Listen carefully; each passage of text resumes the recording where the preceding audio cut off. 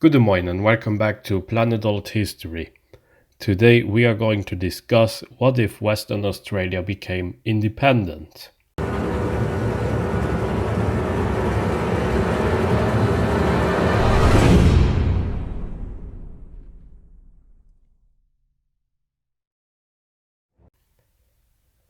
Australia, the country or continent where you are met by many poisonous animals, where all inhabitants are descendants from former prisoners, where everything is upside down.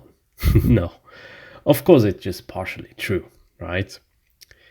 Australia is the sixth largest country of the world, but has a population of a little over 25 million people, which is less than Poland.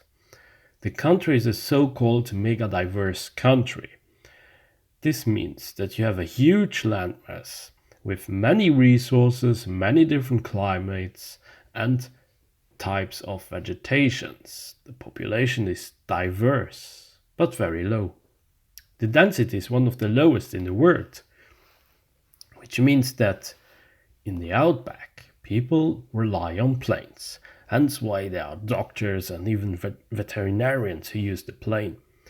Why am I telling you this? Well, I'm telling you this because if we check a density map, only the east seems to be very populated, while in the west we just have Perth. And Perth is pretty much the only city that stands out in that region, while the other towns they have barely 40 or 50,000 people, and even these towns they are very close to Perth. Let's not forget that Perth is very far from Canberra or Sydney. The capital of Indonesia, Jakarta, is actually closer to Perth than Perth is to Canberra, which is a little bit odd if we are talking and looking at it that way. And for those of you who are wondering about the title, well, yes, there is actually a history of Western Australia who wanted to become independent. There was a movement that was able to organize a referendum in Western Australia. And on top of that, 68% of the voters, they voted for the secession from Australia. It was actually almost confirmed. But then London stepped in, or actually passively disagreed and just passively said, no, you can't. And that's where the whole story just ended, basically. Let's say that it all changed and let's see what if Western Australia became independent.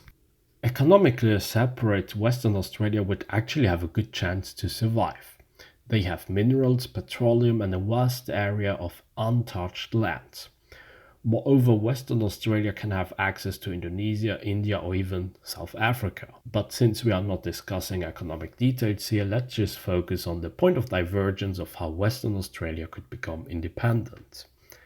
Let's say that London wouldn't care or mind Western Australian independence.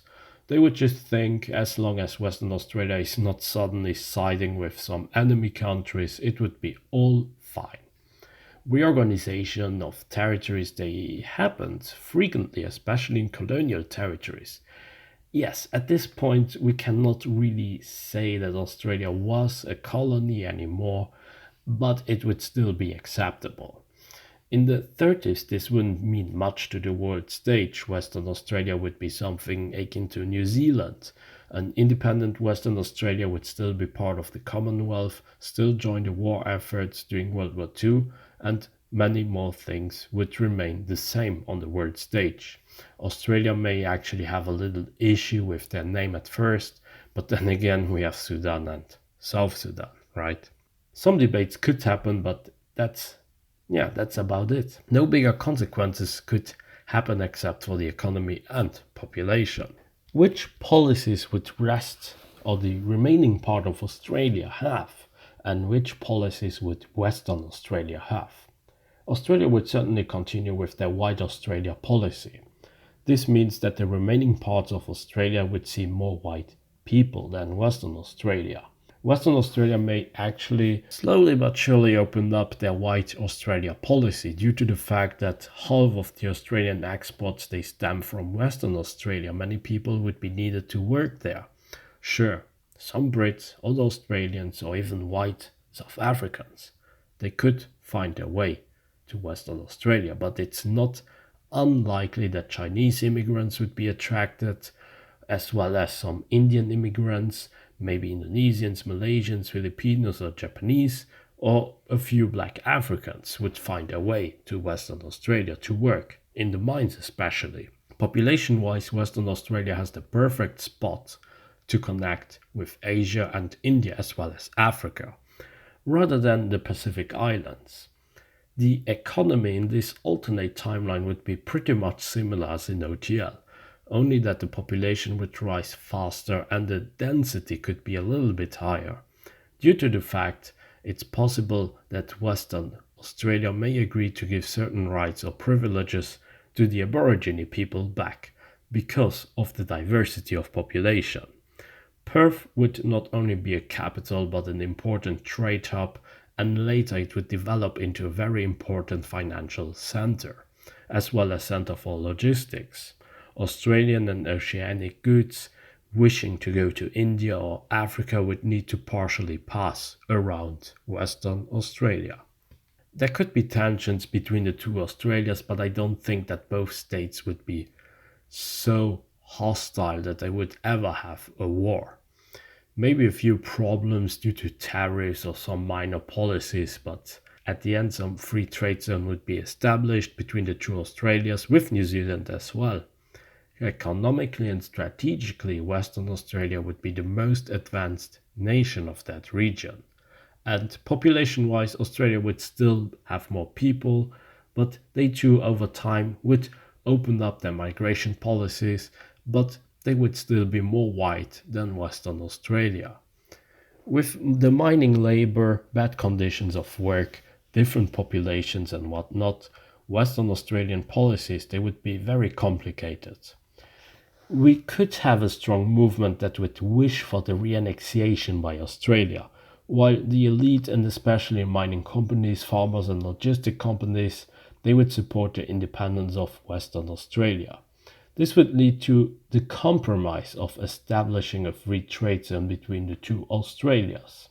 Western Australia would in general lean more towards the left on societal issues, but be very liberal when it comes to the economy, because it would be necessary for their survival.